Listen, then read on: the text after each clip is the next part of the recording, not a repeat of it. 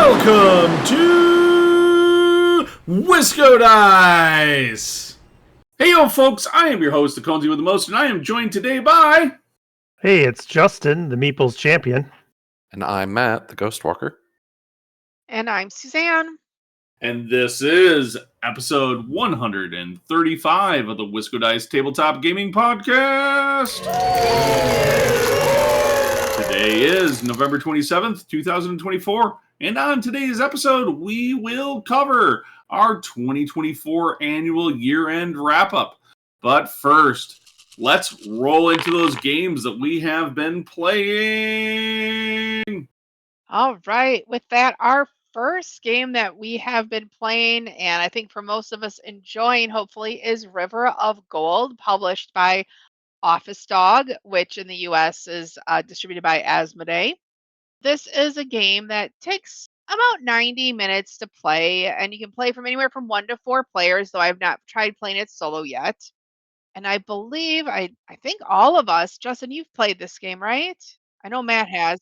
I've been in the room where it's been played multiple times, but I've not had the You've not pleasure, actually played. unfortunately.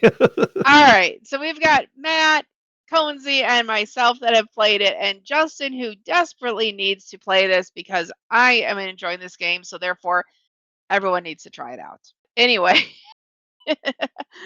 I know that's the thing is everyone needs to play whatever games I'm playing, and I play all the games because, as we know, it's a game. River of Gold is published by Office Dog and designed by Keith Pigot, and I apologize if I pronounce that name wrong. But it's in the world of Rokugan, and which is also the setting of the Legend of the Five Rings. This game is they call it a strategic Euro game, where you are assuming the role of a merchant that represents various samurai clans. And every time I've played this game, I played with the clan module on there, which just gives you a little bit asymmetric abilities. You can play without the clans, but overall, the goal is to accumulate as much wealth and influence in these different regions on the board. So you can invest in ports, markets, different shrines. There's contracts to deliver goods. You can just kind of build these other buildings along the river. So what you're doing is at the end of your previous turn, you roll your dice, and then based on what your die is, you are going to take an action in the corresponding region where you can either build some sort of building, it's like whether it is, a market or a shrine in the region that's identified by the number of your die, or you can deliver goods if you have them. If you have a card that has here, this is what the artisan wants, this is what the noble wants, you can deliver the goods matching the region of that card. Or you can sail one of your 2 ships down the river that number of spaces, and wherever you land, you collect income basically from all of the buildings. The neat thing with that is that the person who put the building out, they also will collect the owner's reward on each of these tiles. So on one side, it's, hey, everyone who comes down is going to get a silk, but then the owner may get influence or may get a silk also or something else on the other end of it. You have this unique balance of putting buildings out and receiving income that way, and what are you going to specialize in without specializing too heavily in just sailing your ship or just building buildings to get influence. Endgame scoring for this is where we go through each of these areas, each of these sections on the board, there's 6 sections on the board, have their own scoring conditions, and whoever is furthest along usually in those areas is going to get a set number of points in second and potentially third place, but not always. You want to build up your influence and make sure that you are the highest in some areas. You don't necessarily want to have a little bit in all the areas because then you probably aren't going to get any points. And so you'll have that. You'll have, there are some in-game first to get them achievements that get you some points, and then whatever you are going to score based on goods that you have delivered generally. So those are kind of the high level what you're going to be scoring on. It's just kind of a fun game. The inside of the box caught my eye right away because it's this nice shiny gold, and the board is really nice with some inlays of gold or gold embossing on it too. So, but that aside, for me, it's got a really nice, easy gameplay with some strategy involved in it, and it's doesn't take too long. It's one of my favorite games right now to play and to teach other people. And for those of you who also have played it, what are your thoughts on this game?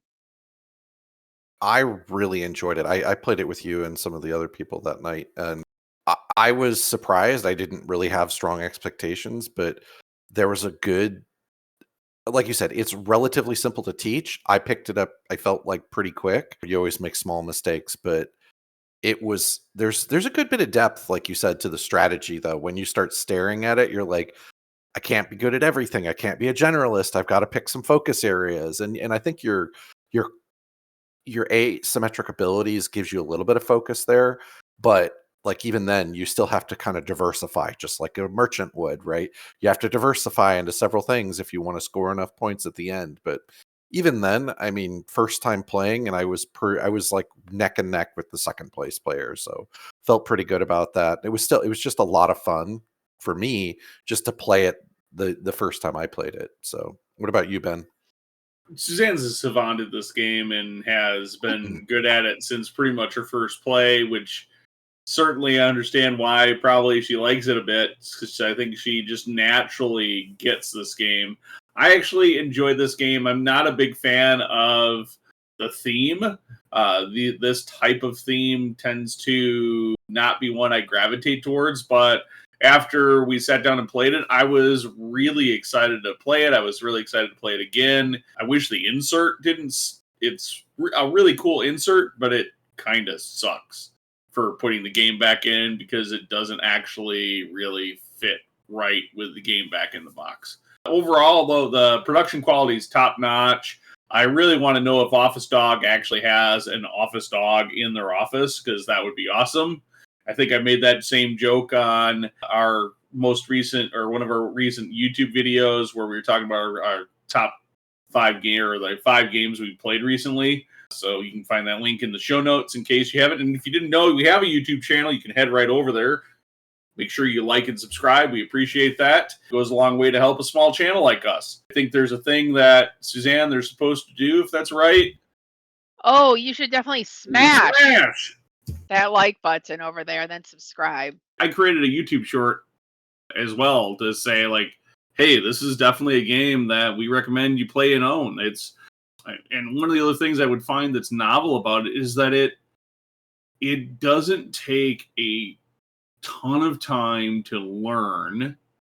And Matt, you kind of said this too when you're talking about it, right? Mm-hmm. You picked up on the game very quickly, right? I that's kind of what I got out of it. Yeah, part of what I got out of that. It didn't take me very long.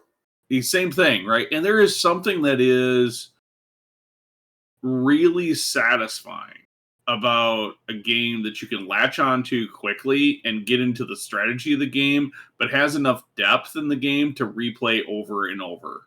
Yeah.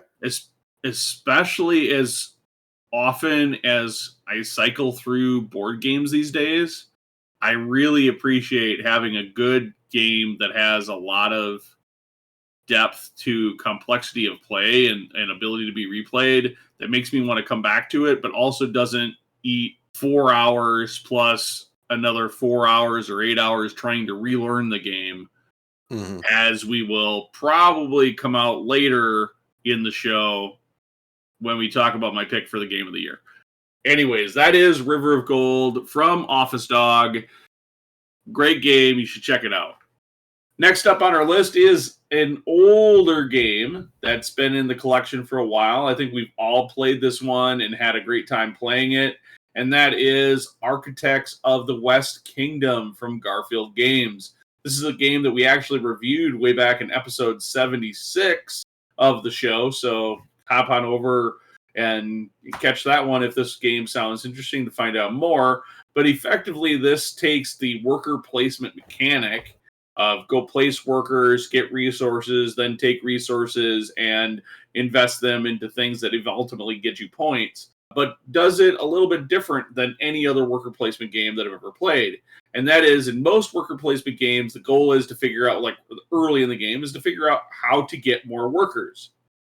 Well, Garphill decided to do something revolutionary in that concept and say, here's all your workers to start the game. Haha, now you don't have to figure out how to unlock them. And oh yeah, here's a way that you can mess with your other players and take their workers, and when you eventually run out, it's going to suck for you, so you might have to also try to figure out how to recoup your workers. And it's a pretty straightforward, basic worker placement game. Other than that, just kind of reverse worker placement mechanic with getting your workers. So, I mean, ultimately, your goal is to like build this cathedral. The king is trying to commission to get it's a cathedral or something like that built, and so you can build that, or you can build other structures, and you can get apprentices that will help you do things, maybe make certain actions more efficient, but ultimately you're basically just getting resources and then converting those resources into other things that help you score some points. And the point spread for the end of the game isn't too terribly huge.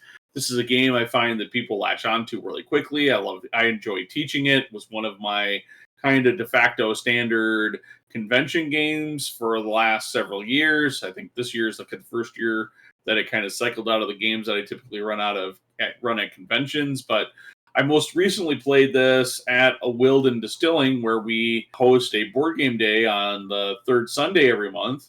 And I think it was at that one that we got it out. I brought it with and we got it out to play. And I remembered how much fun and how much I enjoy playing this game. It's a really good one. But that's what I kind of think of it. It's an overview of the game. What do the rest of the hosts think of Architects of the West Kingdom? I will say this is one of those ones that I enjoy enough that I actually bought it. Like, there's, as you guys know, as we've talked about plenty of times, Ben and Suzanne's collection is extensive, and this one hits the table at least, I would say, a couple times a year at least. But this is one I really enjoyed, and I did pick it up for my own. And like Ben said, it is a fun one to use for conventions. I like it because there are so many fun interactions, including with other people too, where I can sit there and go, oh, you know what? Ben seems like he's cornering the market on wood. Well, you know what? I think it's time that I go by this person and say, let's round up all those people from Ben and let's send them over here. And so you can kind of like hold their people hostage. And so there's a little bit more interaction between players, so I like that, because it's not just, I went there and, oh, I'm sorry, Justin, I just blocked your spot. I mean, there's a couple of spots you can block, but for the most part, anybody can go there. And so it's just an interesting interplay of the strategy of timing when you do everything and how push your luck a little bit, because how much is people going to let you get away with cornering the market on something, or how long do you leave your people there and then decide, shoot, I left them there too long and now I need people to go over here and I've got to waste time doing something else. And I don't know. It's just, there's a lot of interesting depth to the strategy of this one. Yeah, I think this one has, probably is maybe deserving of to be called a classic at this point. It's stood the test of time. It's still fun to play. I am curious if you did the game with any of the expansions when you in your recent play. One I've played, but I haven't played all of them, I don't think. Mm-hmm. We did not play we played a just base game, so we actually ended up sweet. I typically play it with all the expansions, and the best part about the expansions is they don't really add too much dramatically different to the mechanics of the game, but they fix a couple of things in the game that I think the intention was to have happen maybe a little bit more often, or to have maybe a little bit more influential. Like the black market reset is a mechanic. If you're playing base game, you're lucky if that happens more than twice in the game, and that's because the board forces it. You might see a third black market reset, that's it. So in like one of the expansions, it definitely has the opportunity to trigger the black market reset a little bit more often and put it in the player's control to be able to force that and to force it. Like, one of the things in like base game is you can see a black market reset coming. So you're like, oh, hey, I know for sure that in like before it gets back to me on the next round, it's almost for sure going to happen. I better make sure I clear out my dudes in the dungeon so that I don't get penalized too bad. And so you can just kind of watch everybody like the turn before they think a black market reset's going to happen. They all like they're pulling their people out of the tower to make sure that they're not penalized too heavily or get for having too many people in the jail. One of the expansions definitely adds to that functionality so that you might not necessarily you can still see it coming, but you don't know for sure. It's just an extra variable for triggering black market resets. Another expansion adds to the value of buildings, so that buildings become like you can modify or increase the value of buildings or make buildings a little more functional. And it's typically like what I've seen in most base game plays is that if you focus, like whatever player is able to race up the cathedral track is usually the player that wins. It's not always, but it's usually. So, and there is a big difference between the top spot, even the second to top spot on the cathedral track, that makes a big deal. It's an 8-point difference. And in a game where like 30 or 32 points is probably going to win the game, that 8 points is a big deal. Mm-hmm. So I will say, when I race up to the top of the cathedral track, I am guaranteed not to win. But that's usually because I miscalculate and have way too many of some useless resource. It's always my own fault for like gathering too much of something or forgetting that I can't get points for having brick or something like that. So you still need to have a balance of other points besides just cathedral points in it to win the game. And this is a game you've commented as well, because this is a game I think your win-loss ratio is not good on this game, which is surprising me for a game that's very worker placement and Euro, and a game that I would thought that you would really enjoy. But you've complained a couple of times, or I shouldn't say complain, you've commented a couple of times about how noisy the art is on the board, and that causes you some issues. So that's if a game that has pretty intense board art, and I will say, like, some of the spots are hard to read. Like, I've had multiple players now that I've run this at conventions, like the ×4 and ×8 for like multiplier spots on the board for like how many resources you have to see. Things like that are hard for some players to even see on the board. And the art is pretty, like, it's a pretty heavily arted board, which does make it does that art noise almost, because it's not like the work around the action spots aren't necessarily called out enough, can make it challenging for some players. Yep. I've played it enough times that I know where the spaces are, but I don't remember those. How many of the wood do I need to turn in for this item or for that item? And I get that wrong. So I have saved up way too much that I, and don't need it. And I'm not really good. I get frustrated because someone on this podcast, when I play against him, likes to take all of my meeples and hold them on their board. And I am not good about holding on to the money to go and just get them back. That is a legit strategy now that I've developed, is to rather than, because there's a mechanism in the game where you round up meeples and then you can take them and send them to jail if they're the other player's meeples, and you get money, like a 1 coin for one silver for every meeple you send to jail. Well, and then your opponent's like, well, that really didn't punish me because I just spend a worker to go get all of my workers back out of jail. This isn't. You don't have to pay. You kind of help me. So it's like you get rewarded for sending people to jail, and then you're also helping the person you sent them to jail. But there's nothing that obligates you to send them to jail once you gather them. And it's far more expensive and punishing to the other players if those meeples sit on your player board, because it's far more expensive to get them off of other players' player boards. So I've been known to camp other players' meeples rather than selling them off. Like mine. Every time we play the game, except for the first time. I mean, I do that to everybody else Oh, too, to be in Not, all not, fairness. He's done it to me. not the same. Oh yeah, but I've not been the on same the degree. receiving end. Oh, it's not the same You know, because this is- I see how this is. This is rich coming from the woman who loves like player interaction in games. I She do, loves but it, it except this screws one. up. Yep, it screws up my plans. I have to plan. There's too much I have to watch and plan on this game. So she can dish it So out. She can't take it. That's what I heard. I can. Hey, Just this game. She's really Just- good at it in other games. I'm You just know saying. what's crazy is I find this with Suzanne, like she's like, I love these take that games. Except for this game where I get punished for take that, or this game where I get punished for take that, or this game. Oh wait, not that really? many. What she wants is no take that attacky games, except for where she gets to be the attacker and you just get nothing but to defend. No, this game is probably the hardest one for me because I don't never saw it as an attacky game, but it actually is. Mhm. Like there A is, little you bit. know, it Yeah, is. it's a little if you play subtle, with but Conesy.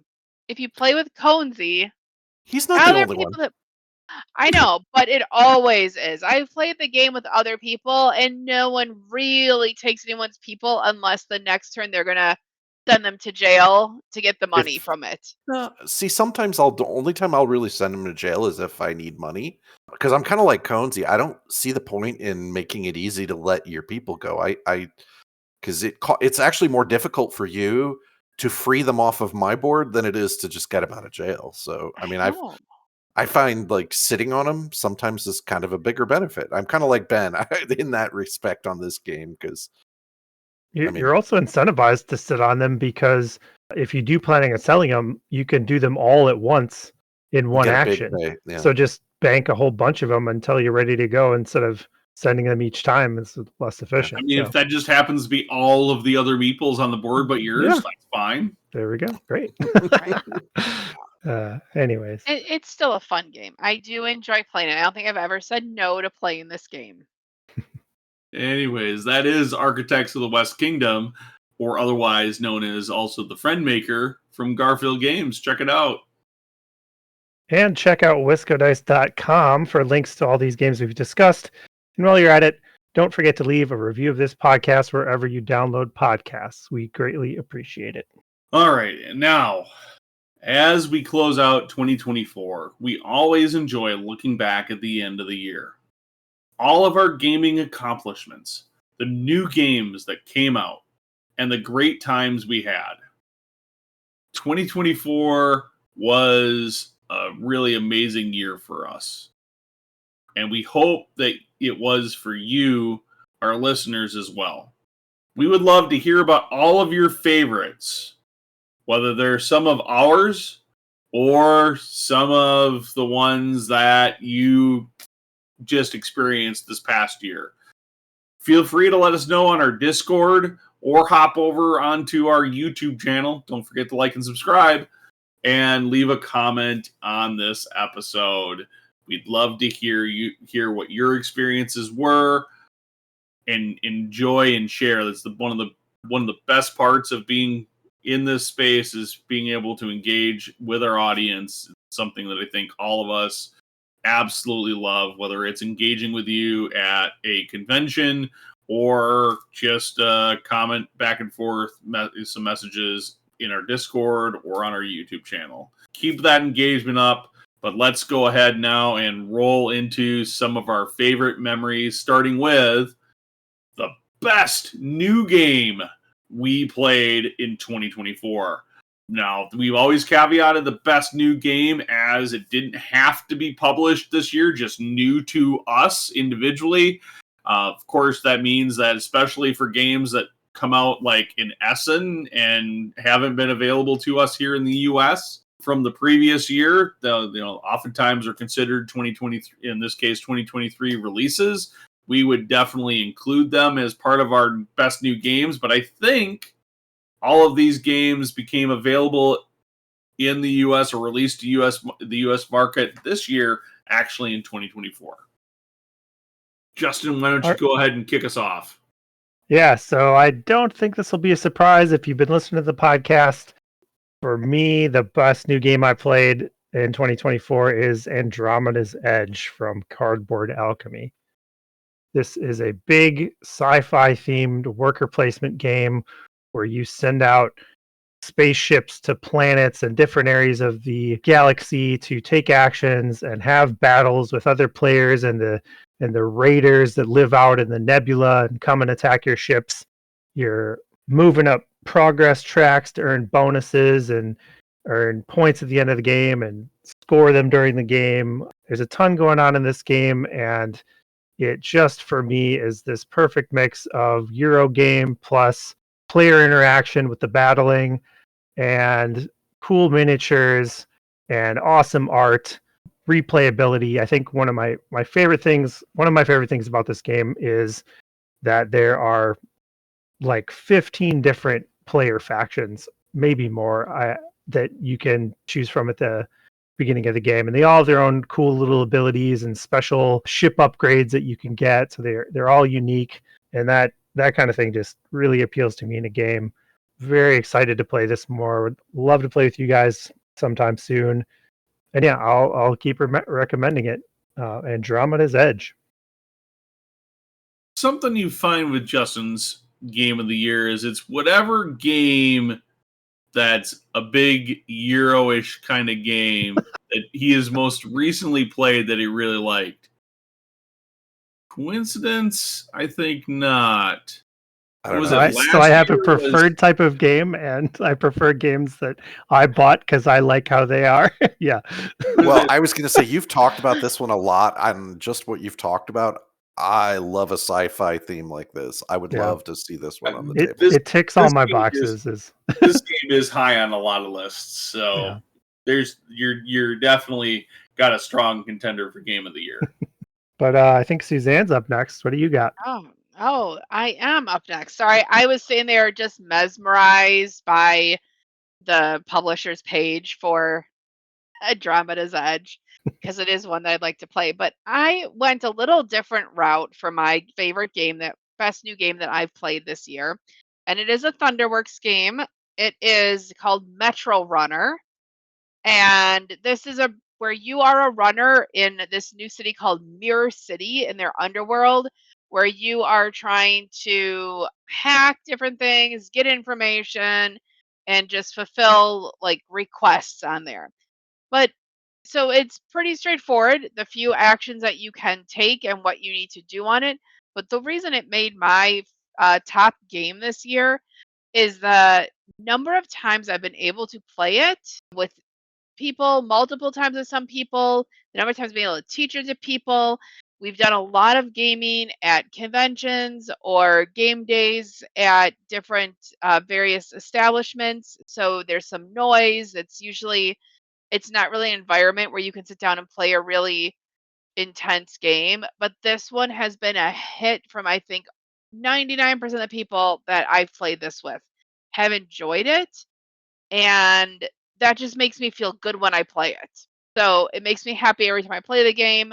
I love also in it that you can, if you're playing with friends that you maybe are a little bit more social with, you can have other conversations between turns and still keep the game going. Yeah, I've just really enjoyed playing Metro Runner. And I should say, I enjoy the mini expansion, the Drop Zone mini expansion with it too. It just adds a little bit extra element of another way to get some points. So, but I think everyone else here has played it too at some point. Yeah, it was pretty fun.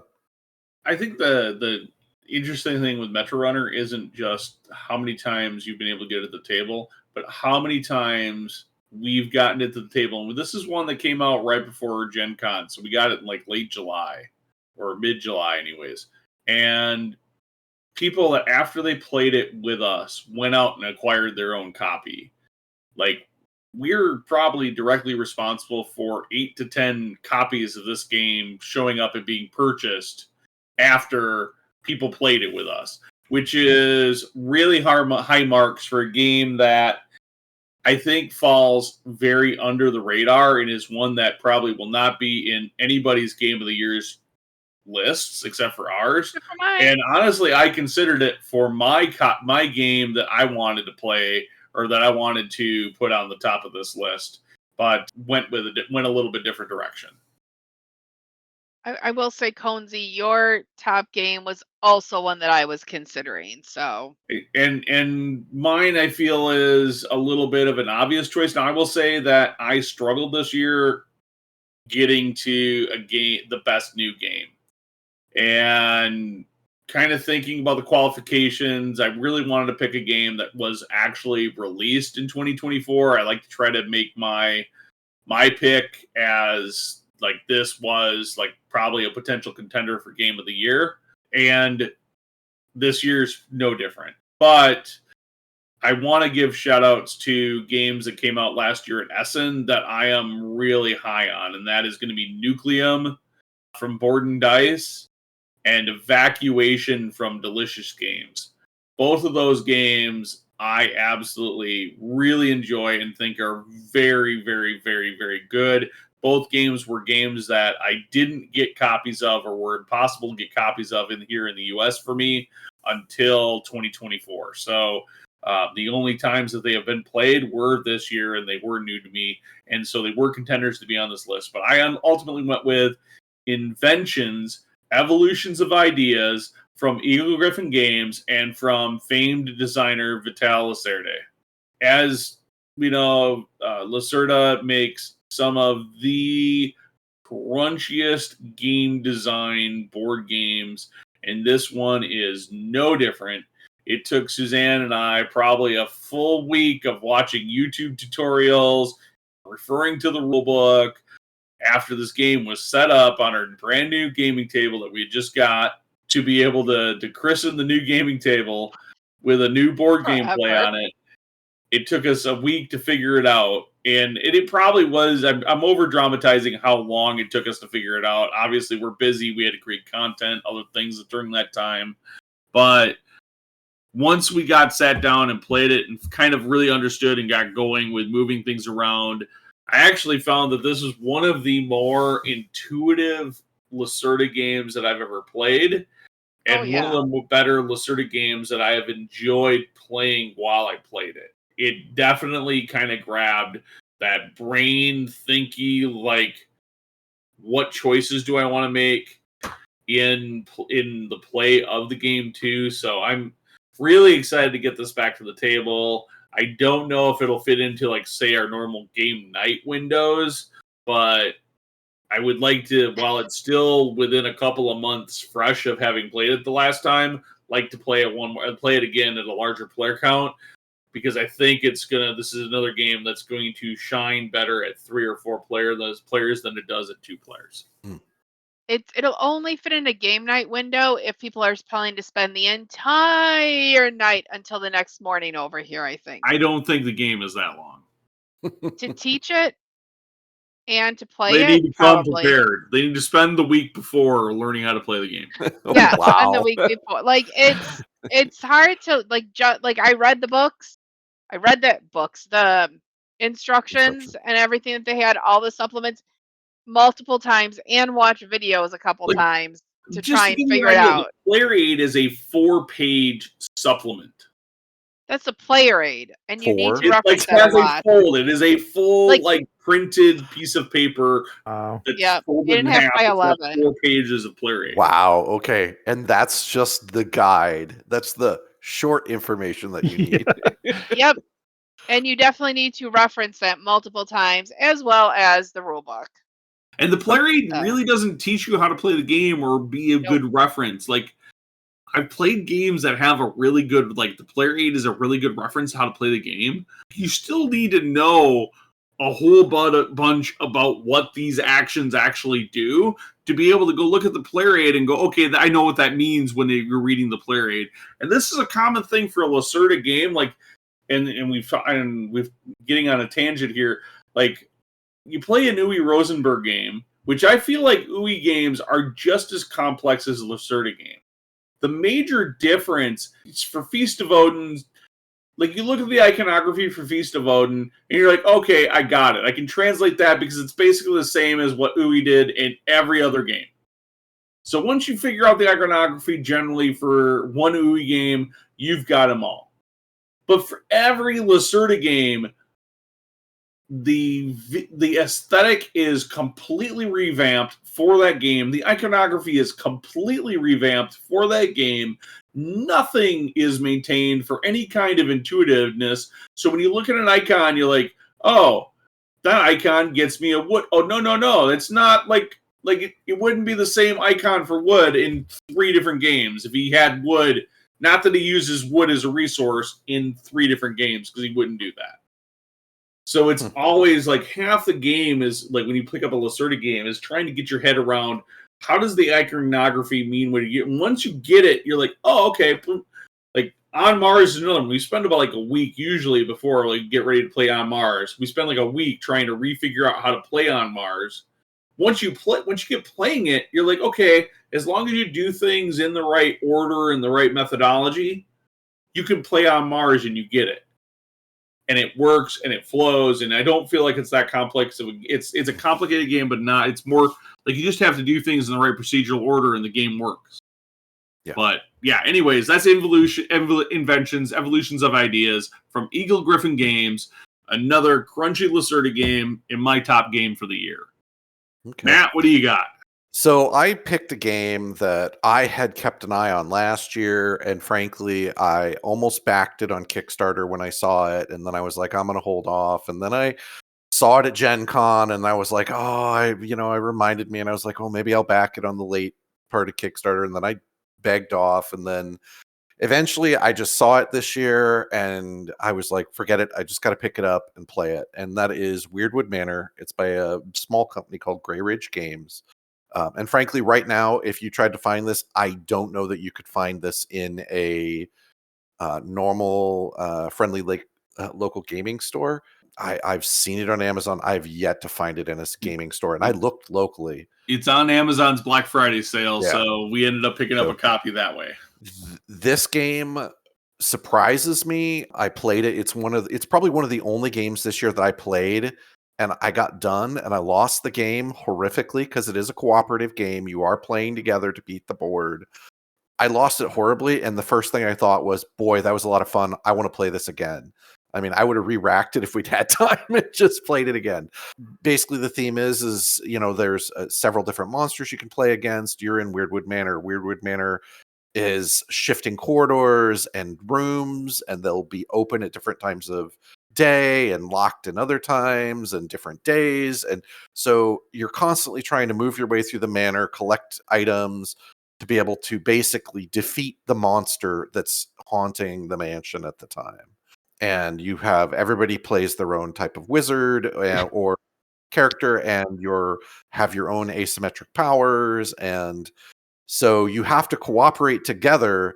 And you're never quite sure what the configuration of the corridors is going to be when it's your turn, because the monster also does things after every single person's turn. And so you do your turn, and you're like, okay, I think I know what time of day it's going to be when it gets to Justin's turn. And then the monster does something and shifts the time around. And then, so you're constantly having to battle what is the state of the current corridors? Can I get to where I want to get to? Or am I going to have to pick an action where all I'm really going to do this turn is be providing my friends with what they need to get the job done?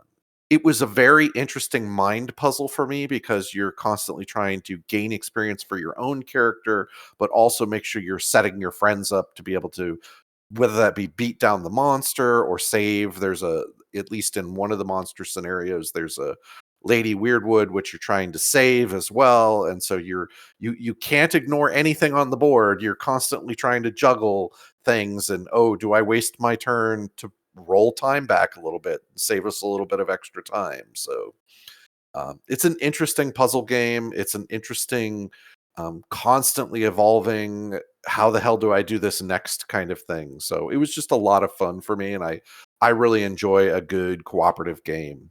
So yeah, no, you talked about this game a lot, and Suzanne and I think we looked at this at Gen Con, right, this year? Mm-hmm.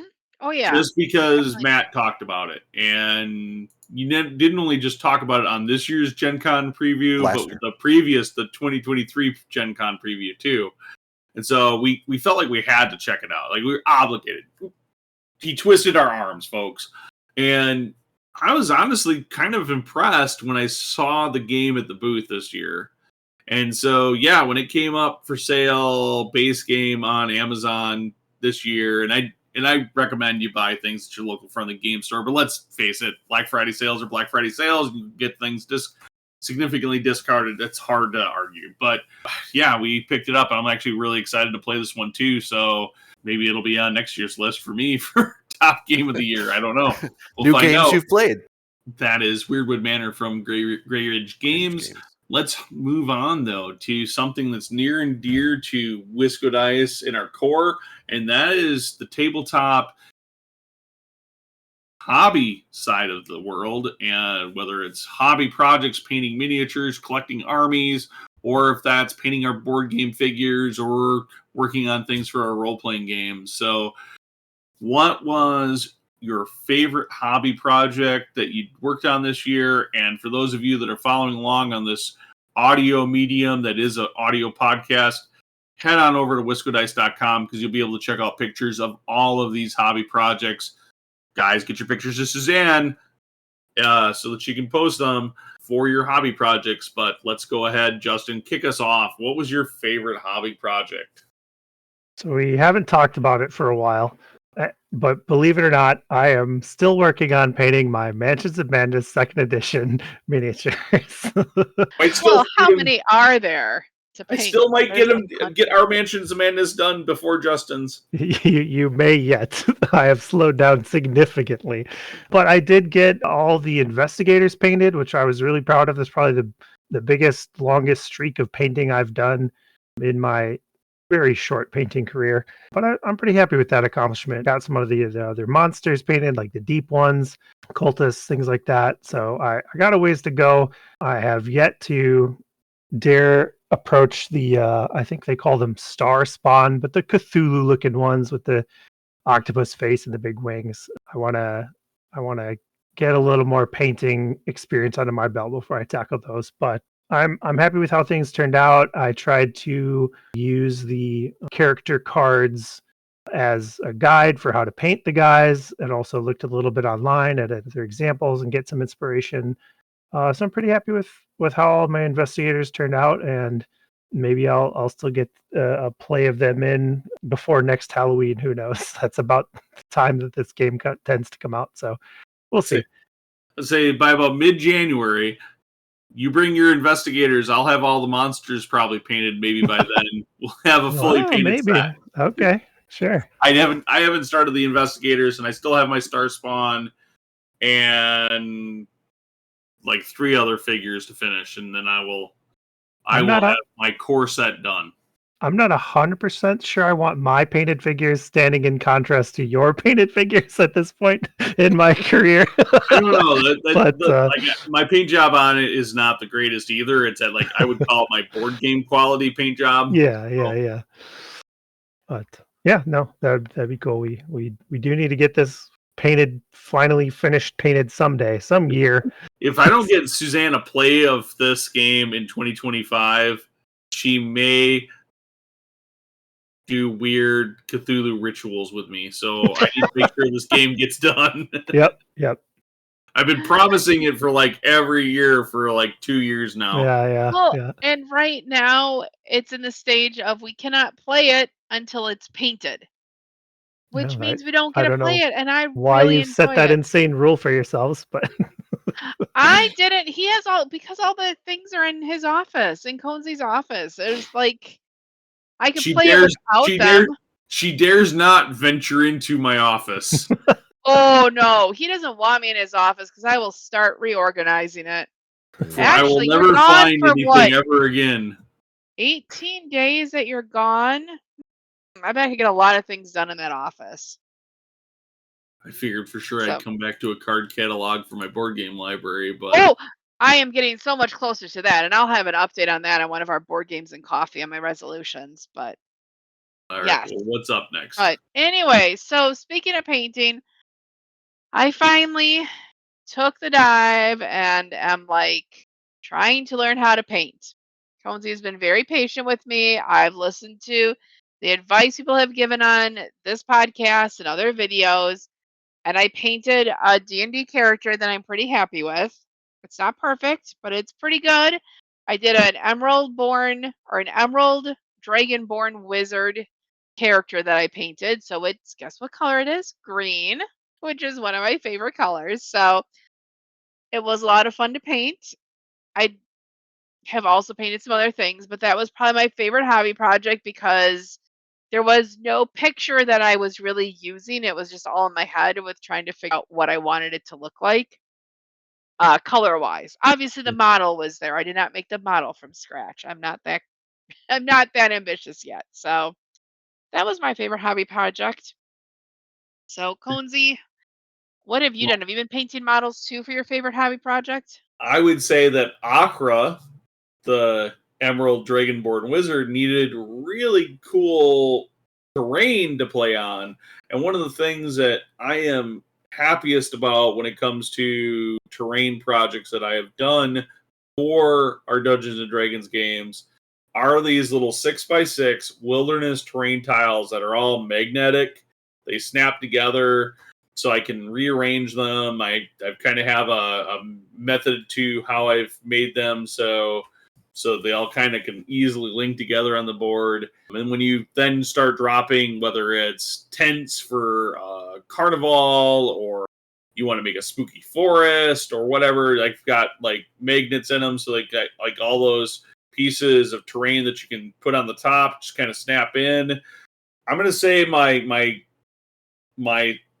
squares are not perfectly square, so occasionally there's little gaps and stuff. I'd like to get better there, but I think I need a better hot wire table cutter thing than I have right now. Right now, I need a Proxon, but it really I thought looked great on the table the first time it showed up, and they're very reusable, and you don't need a lot of extra tiles to be able to change up the scene where it looks dynamically different, the paths look different, or maybe you want a big open space or whatever. Like 12 tiles makes a significant number of combinations, and then when you throw the decorations on top, whether it's a spooky forest or a pine wood or carnival or whatever, really changes it up, and the players I think have ate it up. So It was good. yeah, great. I really like doing stuff like that for our D&D game, and that was one of those things that I didn't know for sure when I started the project if it was going to work out, but it really seems to pop on the table. Yeah, it was a good time. That in combination with your innovative Lazy Susan rotating terrain system is really good. Yep. Yeah, I love that. It just makes it easier for everybody to be able to reach what they need to when they need to. And, Yeah, Or even it's a just cool see thing. it without having to like Yeah, to just stand see up and different stand over angles, someone. and yeah, it's awesome. Yep.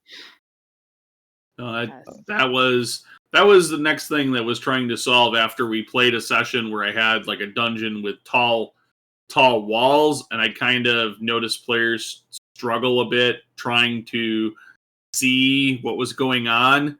If there was like things were really close to them, like the close walls were too causing a problem. So now by being able to spin it and rotate it, you can have whatever angle you need when it's your character's turn to see, you can just see. And of course, then that also gives me the option if I want to do like a big ultimate dungeon terrain board or something like that to put on that Lazy Susan, which is where that idea came from to use the Lazy Susan. I can still do that as well. So my project, I a little bit inspired by some of what Ben and Justin were doing. I had this idea that I wanted to. I have the Gloomhaven Jaws of the Lion, and I wanted to pick up and start painting those characters. One, to get a feel for the scale, and I've got one and a half done currently. But the reason I wanted to work on those is because ultimately my goal is I want to run a longer running Frosthaven campaign, and I want to actually paint all the characters in Frosthaven as well. So I started the Gloomhaven Jaws of the Lion, because it's only 4 characters, as just getting a feel for the scale and the minis. And yes, they probably are a little different in the other one. They could be different materials, etc. But that was kind of really my thought process, is because especially if you're doing something like Frosthaven and you're going to be doing it for an extended period of time, having that, like, your character be something that's painted and whatever, I felt like adds to that kind of immersion of just the play and that. So that's kind of my ultimate goal. But like I said, I have a couple, like 1.5 of the characters done for the Jaws of the Lion, and that was probably my favorite hobby project for the year. So yeah, I bet you those look good. I should really, Suzanne, it's your responsibility to paint our Frosthaven figures. I believe we decided Tuesday that it was your responsibility. Damn it!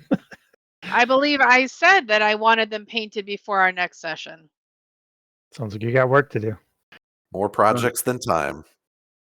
Our next session is like Tuesday. I don't think that's going to happen. I got time. I will get it done. All right. Who needs to sleep, right? Let's roll into something a little memory lane-ish with our favorite gaming memories of 2024. What do you got, Justin? Roll it into us. Yes, this year I bought a Crokinole board. Crokinole is a dexterity game that is played on a 26-inch diameter, highly sanded wooden board. And you essentially flick smooth wooden discs into the center of the board to attempt to land in higher scoring areas. The board is divided up into rings, and the closer you get to the center, the more points you get. I backed a Kickstarter project for this Crokinole board because it's just something I've heard about a fair bit and been interested in. So I decided to take the dive. One awesome memory I had recently was bringing it to a game night at a friend's house. And after playing a couple normal board games, I was like, hey, let's try this out. A couple rounds of this. And it was just a hit. And we just had a great time playing it. Everybody got into it. And we just sort of stayed up late, played a bunch of rounds of Crokinole, and kind of just captured everybody's attention. It kind of went down exactly as I'd hoped, that, I got to share like a cool thing and expose people to a new game.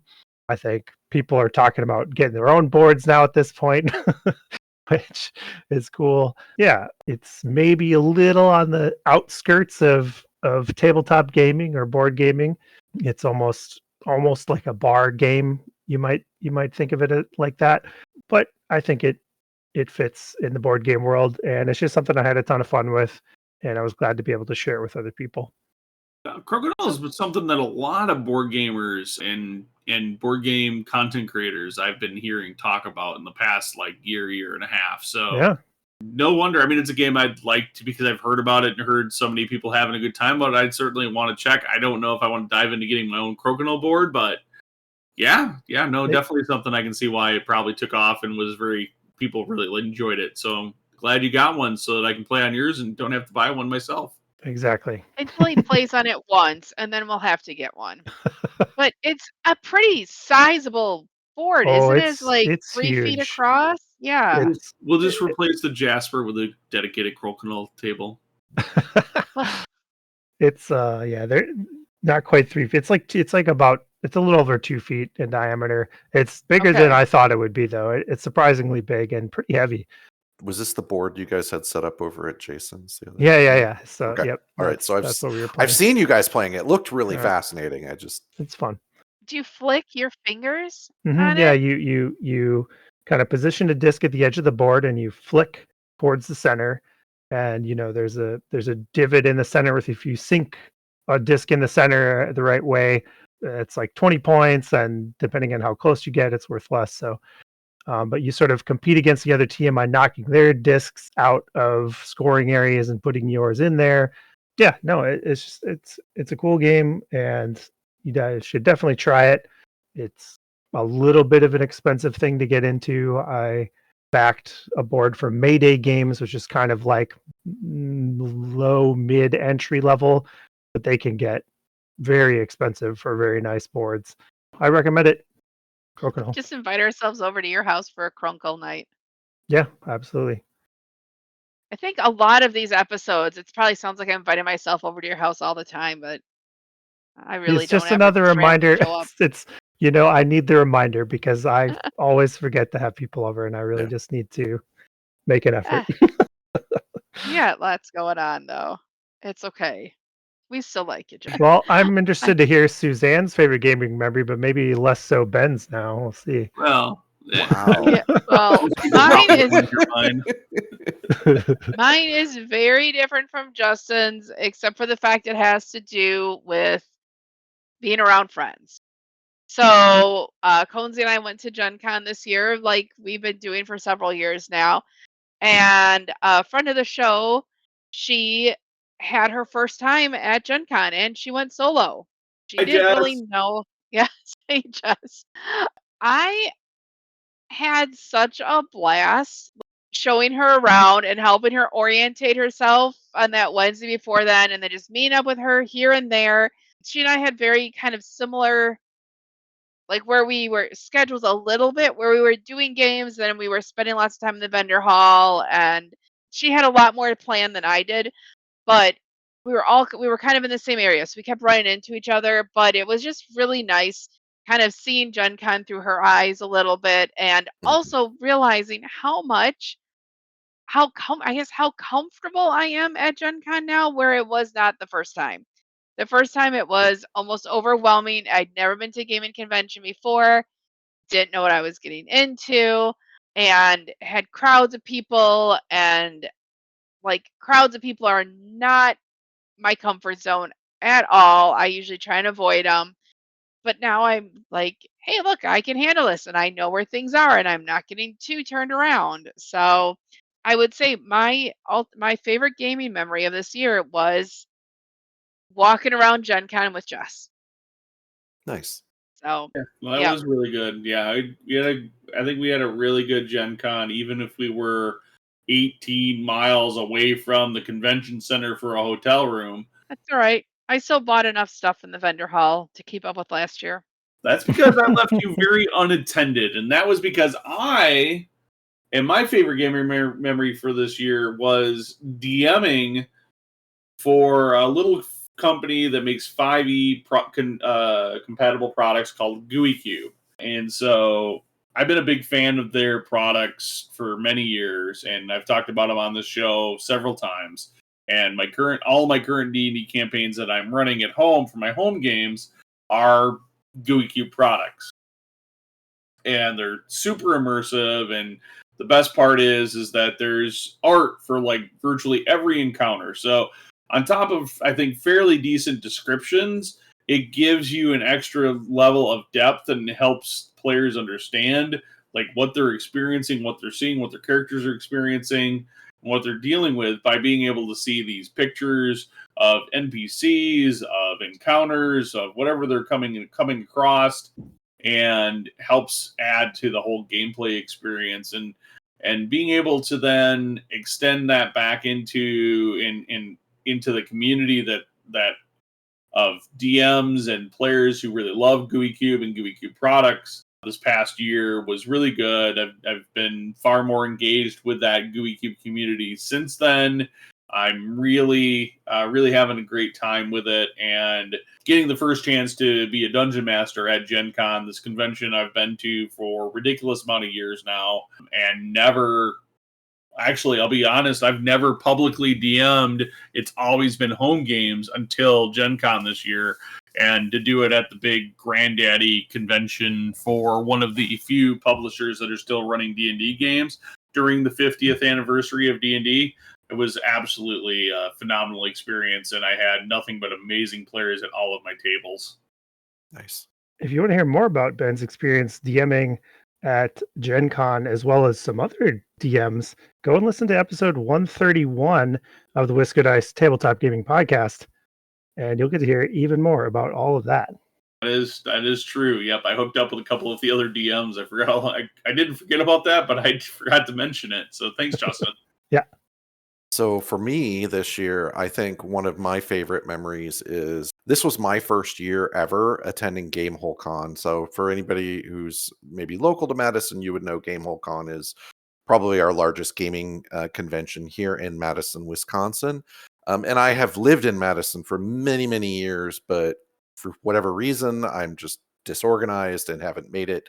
GameholeCon started actually while I spent a period of time living in Central Illinois.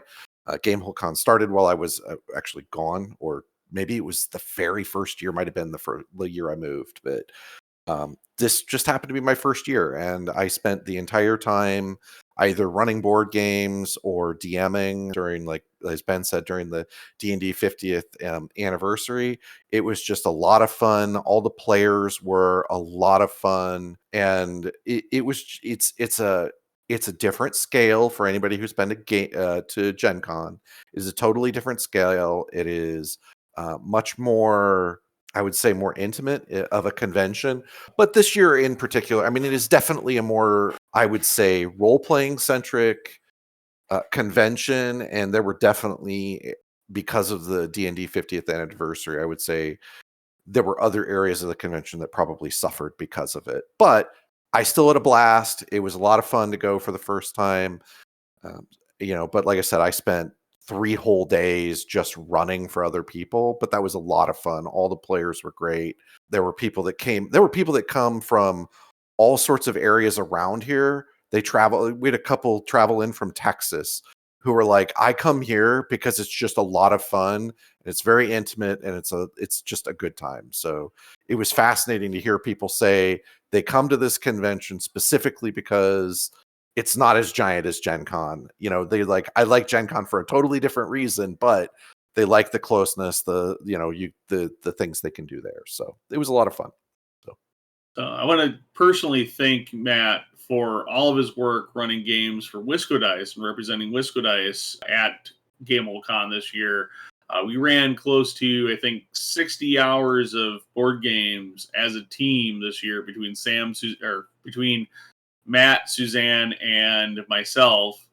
And hopefully next year we'll be able to increase that number. Maybe we'll even be able to get Justin to find time out of raising children and doing other important things to join us, because it is our local convention. It is on our back door here in Madison, Wisconsin. And yeah, absolutely. Also, Matt, you may not know this, but you actually got the DM for personal friends of Suzanne and mine's. Oh, yeah? Donovan, Sam, and a couple of others that were with them were at one of your tables. I know those guys. Yeah. They were a lot of fun. And it sounds like they had a great time. So thank you for being a great dungeon master for them as well. Yeah, they were a great crew. So they were a good memory. All right. And so Sam or Donovan, if you're listening to this, you can let us know how great Matt was, or how great he was. We know he was great as your dungeon master in the comments. Don't forget to do that. And don't forget next year to make sure you come over to GameholeCon and say hi to all of us WiscoDice folks that are going to be there.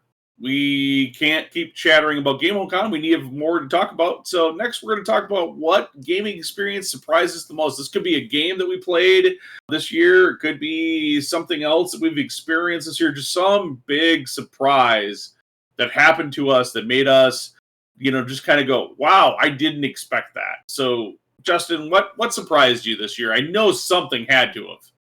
Well, I am a little surprised it was Matt's first GameholeCon. That's kind of a surprise, but no, really.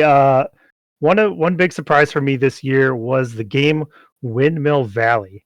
Windmill Valley is a game from Board and Dice. It's about growing flowers in the Dutch countryside and planting or putting up windmills and using the water power of your windmills to drive your actions. And it was a surprise for me because it's just a theme that I see on a shelf at a game store and dismiss immediately. And it turned out to be a really solid, clever Euro game. And I know I've talked about this before, but I think it took me by surprise so totally that I enjoyed it so much that it was just really, really pleasant experience and surprise. Thank you, Suzanne, for bringing that one out and teaching it. It was great, and it's one that once I kind of gave it a chance, really enjoyed, and might consider picking up, even though it's sort of a theme that I wouldn't normally be into. So I will say it was pretty awesome playing that game with you and seeing how excited you got the more and more you played did. the game and I got did. into it Yeah. and discovered all these cool things with it. Yeah. So, yeah, I'm And glad to it's hear that because it's a great game. yeah, so many clever mechanics and just really well done. This Good job, one Board and Dice. also surprised me a lot. I definitely thematically did not get excited about this, and this was going to be one of the Board and Dice games that we were not going to add to my collection, but Suzanne insisted on it, and I had heard rumblings that this was a really good game. Definitely surprised, but not my biggest surprise personally. Suzanne, what was your biggest surprise for the year? Well, so my biggest surprise was not a board game at all. It was an RPG. I had never played an RPG. And some of you I have met out in public, and we've talked about this that I just was not quite sure that I would ever play an RPG or that I would ever like it. But seeing how excited Conesy got and other people got about it, and watching him prepare all this stuff and spend all this time getting ready and talking about it and talking about Gooey Cube and then meeting Phineas a few times and talking to him about his product he designed, I was like, you know what? If I ever try one, I'm going to try a Gooey Cube product. And I am in this current campaign that Conesy's running.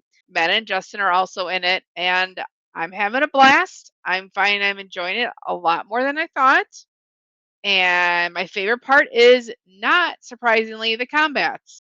Like, I like kind of the whole adventure and figuring out what's going to go on, and what's going to happen. And, a little bit just trying to see, what surprises I can find along there. So, and playing this character that I created.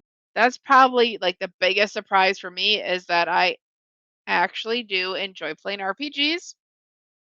And I am kind of been slightly poking my husband here to be like, maybe you need to run another RPG. Maybe you need to run another one. I'm free on these dates. So, and we maybe have convinced our daughter to do an RPG for the family holiday game this year instead of a legacy game. So Wow. we'll see if that Interesting. Yeah. happens and how it goes. She's trying to book me for D&D for like 4 or 5 nights a week, I think. And then she's going to be like, hey, let's try this other game. I heard of Call of Cthulhu. We should probably play that. That's probably her style too. Lots of combat, lots of dark stuff. Oh yeah. We have Teenage Mutant Ninja Turtles and other something for the Palladium system for like it's the old Heroes Unlimited that just got reprinted with new art and new like updating the rules on a Kickstarter project that's supposed to show up, I think, in 2025. I guarantee she's going to want to play that too as soon as that shows up. Yep, especially if I get to pick a turtle I want to be. All right. We won't sing right now. I will spare our listeners listening to me sing. So Ben, what surprised you this year?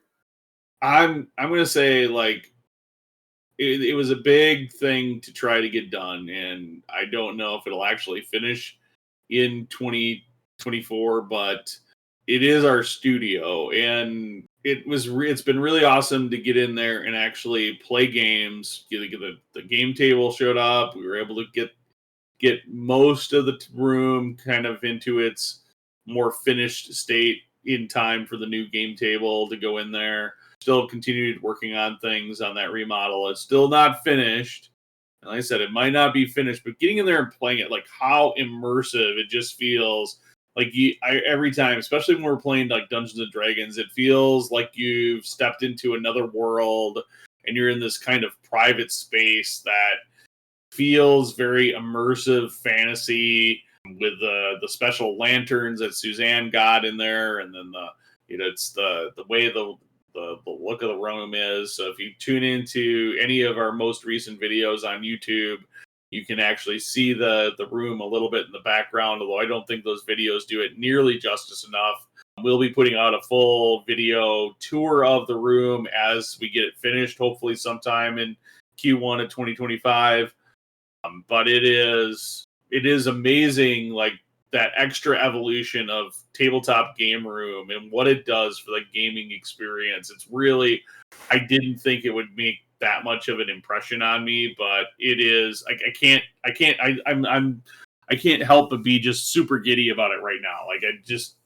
And I hope that everybody that comes over and gets a chance to play in that room has a similar experience, because it is absolutely super special to me to be able to, for all of these years as a gamer, from playing Dungeons and Dragons back when I was, I don't know, 14, 13 years old or whatever, maybe 12, when I first got introduced to D&D, and hear about things like what I have now and be blessed to be able to have that and be able to share that with my friends. That's something special. And every time I'm in there, it's a really special, like way blows my mind better than anything I've probably done or accomplished around tabletop gaming ever. Yeah. Well, we got to play in it, and it's like Ben said, it's not done, but we played in it for last session that we did, and it was really cool then. And I'm excited to see every month that we come back what like those finishing touches that are getting done and that. So I thought it was really cool space. And I saw it when, you were just, I won't say just starting. You guys had done a ton of work on it, but like you're still putting a lot of those pieces in that really give it that deep feel. But it was really cool the last time I saw it. So I'm looking forward to seeing it done. Like it'll ever be done. Ben will always be adding something. Yeah. Every monthly D&D session, I feel like I have pressure. I have to have something else done in there. Something new has to be done. So the good thing with that, it means it's actually getting done. It is. It definitely just sitting does. there. Yeah. So, Matt, what do you got? So I think my most surprising thing in gaming this year actually occurred at GameholeCon. I ran, it must have been almost 10 hours worth of gaming on the first day. I started pretty much when GameholeCon opened, and I ran until pretty late. But I was exhausted by the night. I slept like crap the night before, but I had a player in my final game, and I think they ended up winning the game. But I was pretty exhausted by then and a little out of it. But that player actually had such a good time playing at the tables that we ran, and he specifically looked me up as a DM the next day and signed up to play in one of the games I was doing the next day. And that really surprised me. But I mean that's really something that's awesome from our side as people who run games, to know that somebody showed up, and even when you were tired and not at your best, that they had such a good time with something that you were running that they wanted to play with you, like at something you were running again. So I don't know. It really caught me off guard. It surprised me, and I hope they had a great time. In my head, I think his name was Sam, and he played on like the last game I did on the first night of GameholeCon, and then he came back and played D&D the next day. And I hope he had an awesome time both times. But we as people who run a lot of games here for WiscoDice, that is just such an awesome thing for us, and it just really surprised me and caught me off guard. So yeah, so make sure you run down Matt at every convention and tell him how awesome he was playing games at him, or hearing about him on content creation, because you're right, that is an absolutely special thing. I've absolutely enjoyed that myself. I think, as Suzanne, you run more games at conventions. If you haven't already experienced this is going to happen to you too. Players are going to come back to your table. They're going to be like, I'm so excited you're running this game, or I made sure I signed up because I saw your name, or I saw the WiscoDice brand on it. It's special, and I think we all pride ourselves on running really good games, even when we were running that level of exhaustion. So congratulations to Matt. That's absolutely an accomplishment and something to be proud of. All right, let's talk about what we would sum up our 2024 year. This is just kind of our overall impressions. Lead us off, Justin. How would you sum this thing up? I still have games I need to play, you guys. I'm not done. Don't we all? It was a great year of games, and there's always just more that I want to be able to play. There's just a couple of games that you pick up that you don't get to. Like I've got a couple of ones where Nova Roma, I want to get to the table sometime here. Even Fall is something I picked up recently. Guild Academies of Valeria, and I also got this 2-player kind of abstract game called War Chest. All stuff that I was still excited about, just couldn't get to the table. So, I just want to see if I can fit it in before the end of the year, or worst case, I got to play it next year, I guess. But You got a couple weeks left. yeah, I got some time. I got a little bit of time. We'll see. I mean, who needs to work or hang out with the kids or anything? Just tell the kids they're playing games with you, whether they like it or not. So Yeah. Here's some more screen time, children. Daddy's got to play games. Guess what, kids? Your allowance is now based on how many games you play with your dad. Complete. How many minutes you play with it? Yeah. Dad, you keep winning. It's no fair. Well, hey, how many? And then you get bonuses for letting Dad win. Ooh, yeah. Oh, come to my house, man. I play with my kids and I lose. That's what I do. They're all pretty good gamers. They're good at playing games. Yes, they are. Yeah. Good, yeah. Yeah, very cool. So, well, I still have a ton of games to play. I mean, our Looking for Players table is shorter than me now, finally, for like the first time this year. Barely. Unless someone added to it. Well, in a couple of days, I'll be adding to it. All right, but right now it is, as of this recording. But what I found this year, I sum up the year by energizing. I have been dealing with some serious, like, medical, like not serious medical, but serious long COVID issues that were zapping my energy and my ability to actually play for a couple of years. And that was kind of very depressing and hard to do. And this year I'm feeling so much better. So I'm like ready to play games. And I've loved that about this year, is that I can just keep playing games until I'm asleep at the table. And I like that. Also means that I don't win anymore. Oh, whatever. Such a rough life you lead, Ben. Oh, just won that legacy game that we were playing. Okay, barely. We tied. So we just finished Sagrada Legacy. Oh. Sagrada Artisans. Yeah, Sagrada Artisans. And we don't want to give any spoilers away, but basically you earn every game, you earn legacy points, basically. So we were tied in a 2-player game of Artisans. We were tied at the very end. After all of the scenarios we played through, we were exactly split tied. And it had to come down to tiebreakers, and I happened to eke out the tiebreaker.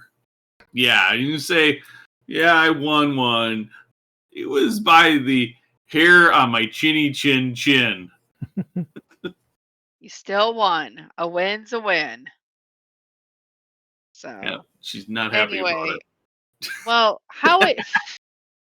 on that note, Conesy, how would you sum up your 2024 gaming year? I mean, it's been insanely busy, right? We here at WiscoDice generate a lot of content via a lot of means and mechanisms, whether it's via our social media feeds, that's Facebook, or I guess we're Instagram, or on our Discord, or don't forget about Threads, Threads, YouTube, our blog. And that, I mean, that's all 4 of us working together, coordinating that, getting things edited, getting it out, trying to hit timelines and targets and everything else that we do, on top of attending a lot of conventions and playing. I'm somewhere over 300, 325 in-person gameplays this year, trying to knock out the rest of the year, hit 400 if I can before the end of the year. That is absolutely insanely busy. And that's exactly how I'm going to sum up this year, is busy, busy, busy. And I'm just going to say, like, we're not letting off the gas for next year. So we're going to keep it up. So if you like what we're doing, make sure you let us know, like, subscribe, download our episodes, all of that kind of good stuff.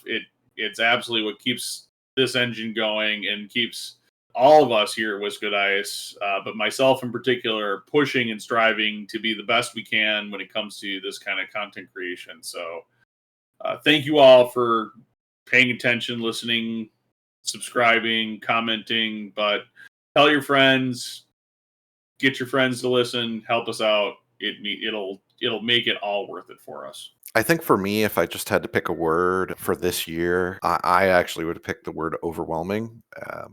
There's just been a lot going on. Most of it's personal, so I won't go into it here.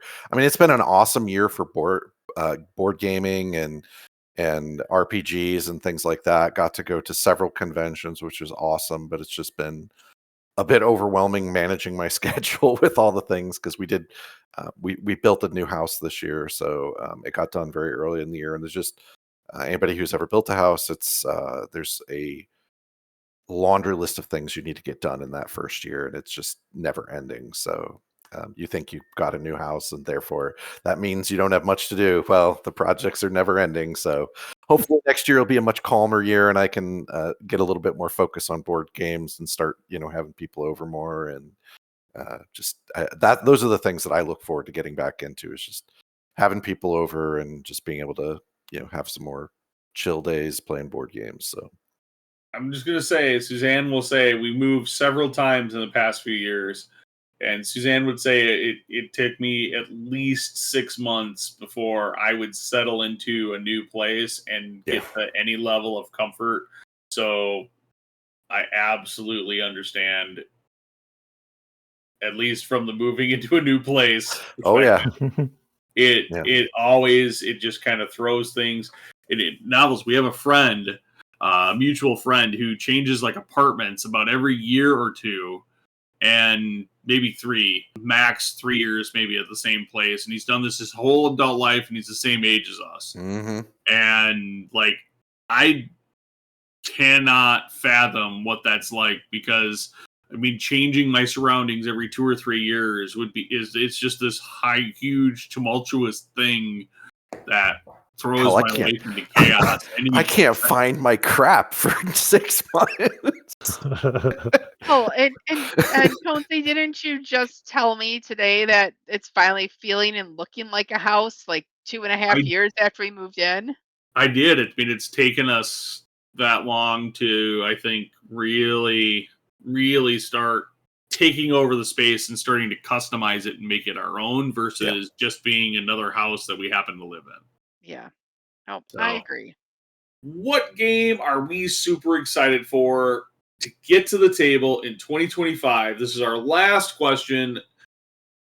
What is that game? Justin, what is it? Because I've not heard of this thing. I need to know, because this thing, my curiosity has been absolutely piqued. Well, then I know you haven't been reading all of my Kickstart articles, because I wrote about this one on Kickstart Monday. I remember this one. Yeah, no. So that sounds ridiculous, and I clicked away. Sorry. I think it will be ridiculous, and that's one of the reasons I really am looking forward to it. This is called Deep Regrets, an Unfortunate Fishing Game. And it is a Lovecraft-inspired fishing game where you take a little boat out into the deep waters and you fish up terrifying monstrosities. And the deeper you go, the worse they get.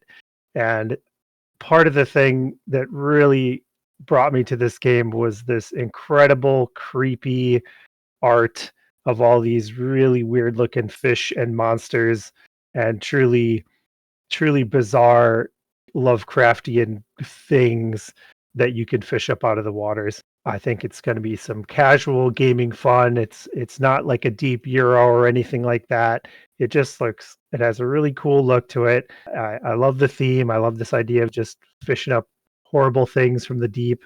And there's like a madness system. So you know, as you fish horrible things up, you slowly go more and more crazy. And if you sometimes you'll need to eat the things you fish up, and that might make you even more crazy. And it just looks really cool and unique. And I want to get it to the table. Sounds like you're not going to have any deep regrets about that one. We'll see. Ha ha ha. Pretty good. That's pretty good. No, that one does look really cool. I do remember the Kickstart Monday article about this. And anyone else who has not read Kickstart Monday definitely should. Justin does an excellent job of picking out some games on there. And I end up going and backing a lot of them, a lot more than I should. So I will say with Kickstart Monday, Justin does an exceptional job, like you said, of putting up every week 2 or more crowdfunding projects that he's found interesting. But I want to say that we also try to vet the projects that we are recommending to be games that we really strongly feel like will be shipped to backers, that are coming from reputable companies, that are not going to just take your money and run. And that's very important to us. We take that under consideration. So instead of you doing all the work, I know a lot of people are terrified or don't want to invest in crowdfunding games. Hop on over every Monday. Kickstart Monday goes up just like clockwork. We give great recommendations, and our track record for receiving games we've all backed is virtually 100%. So, I think we're pretty good. And when it comes to like that, I probably have 20 or 25 outstanding projects that I personally have backed, that I have currently, that I fully expect to have show up in the next year or year and a half. I've gotten under 10. But I have purposely avoided writing Kickstart Monday articles for this exact problem. It's a temptation. It is. Yeah, I had to stop. It was really bad for the pocketbook. I probably had more than 20 outstanding at one point. Yeah, I'm curious though what Suzanne has on her super excited list. So I was going to say, with outstanding Kickstarter or crowdfunding items, that is the one I am most excited about. And this one I have been excited about for a number of years as it's been going through. I'm pretty sure I saw it a few years ago at the first exposure playtesting hall at Gen Con and have kind of been following it. It has a space theme, yes. It's called Galactic Cruise. It's being published by Allplay. And in this game, you are the CEO of a cruise ship company, but the cruises aren't on the waters here on Earth. They are out in space. And you just start working on this, having this company and making sure it thrives and is better than your competitors. And I have this game so hyped up in my head that it's like this really, really cool game. So I need to see it before I make it into like where you actually get to go out into space while you're playing it. But yeah, so I'm really excited for Galactic Cruise. But Conesy, I think you've got one that we have been keeping an eye on for a while too. Yeah, I definitely do. And that is Luthier from Paverson Games, friends of the show. Dave Beck has been a big supporter of our show and what we do, and really, really appreciate it. But I'm not don't get me wrong, just because I love Dave and I love Paverson Games, that's not why I'm super excited about this game. This game has all sorts of aspects that I really am excited about. So with Luthier, you're placing your workers, which all have number values associated, basically that are effectively the worker's strength, but when you place the worker out on an action spot, you're placing it with the worker's strength value face down so that nobody else knows what power this worker is that you're taking the action on. And so each action space is basically kind of a bidding, with the highest strength of the worker getting thing X, lowest strength worker getting thing Y, and everybody else in the middle maybe getting some intermediary kind of thing. Now, it could be that when I place my worker, maybe I place a 1 strength worker on that spot, because all I really need is the minor material from that spot. But I know when I look across the table that my opponent really desperately probably wants the top thing from that spot, but they don't know if I bid strong or if I bid mid, so they need to, they may have to then place their higher strength worker. And that's a mechanic that also comes across from another game that I really like in Lockup from Thunderworks games, but this is going to be a bit more crunchier Euro style of a game where you're basically collecting all of these things to satisfy a individual, or satisfy your sponsor or patron, I think is what it's called, which are going to be like classical composers and whatnot.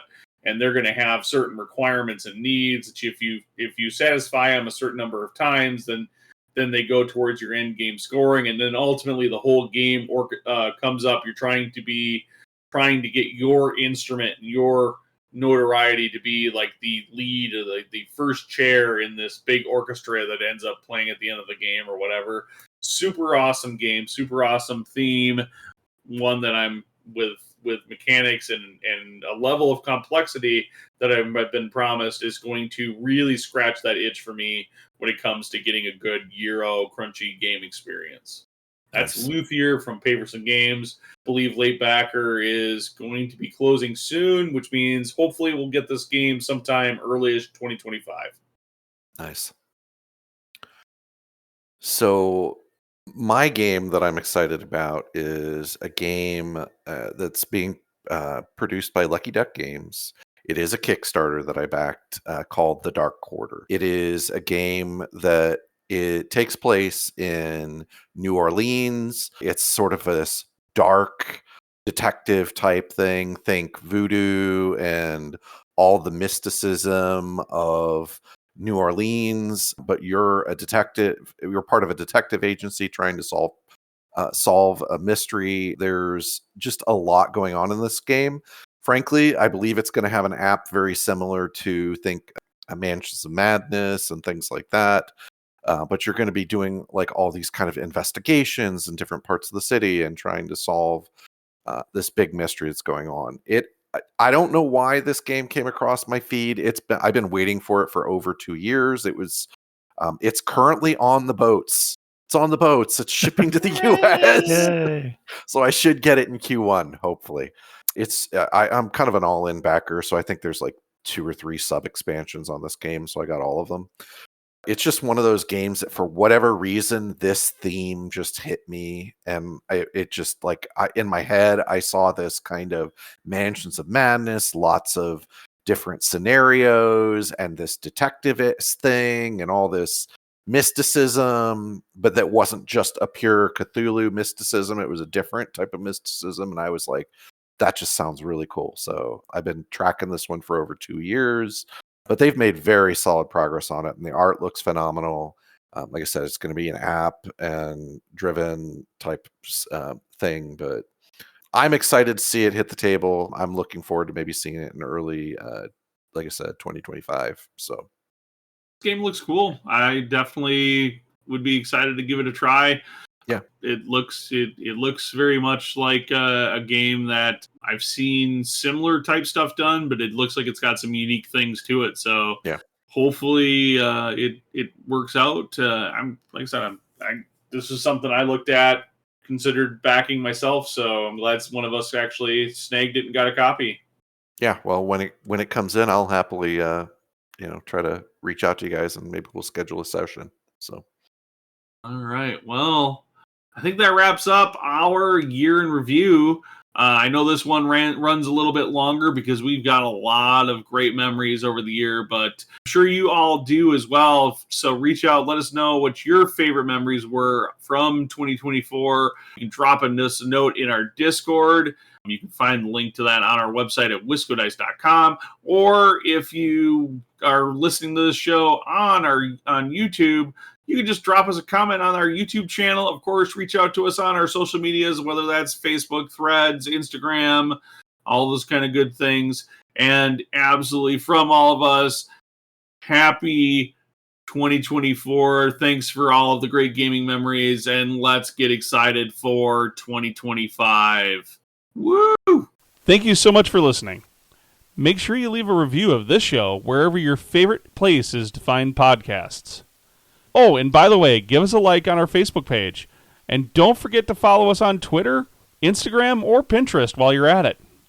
If you haven't looked recently, make sure you catch up on the blog at WiscoDice.com. Hey, Brian, what's that site? Ah, darn. I forget. Justin, what's our website again? WiscoDice.com. That's right. It's WiscoDice.com. And until next time, everyone, peace out.